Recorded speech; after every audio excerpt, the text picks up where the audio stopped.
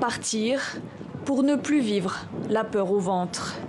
Ces villageois quittent le camp de Ngetchewe. Un départ dans l'urgence, quelques affaires emportées à la hâte. Direction la ville voisine de Mokolo, plus sûre. Il y a une très grande peur. Vraiment, celui qui a vécu ces scènes n'a plus la tête de vivre ici dans le village. Le village, à l'extrême nord du Cameroun, servait de refuge pour les populations locales en cas d'attaque djihadiste. Mais certaines familles s'y sont installées de façon pérenne. Il y a quelques jours, un attentat est survenu en pleine nuit. Pour le maire de la commune, aucun doute, c'est la signature de Boko Haram. C'est le kamikaze.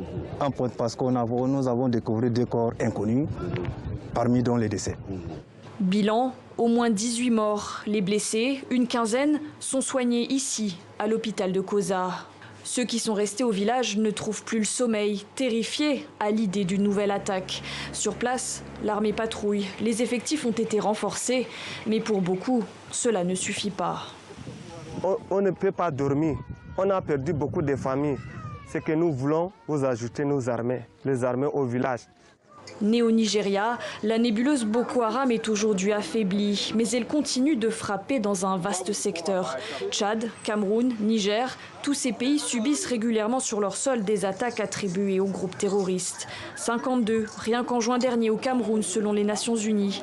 Des attaques essentiellement dans le but de voler du bétail ou des vivres. Une question se pose aujourd'hui. Le village de Ngetchewe a-t-il été la cible de représailles ? 7 jours auparavant, l'armée camerounaise avait annoncé avoir tué 5 combattants de Boko Haram.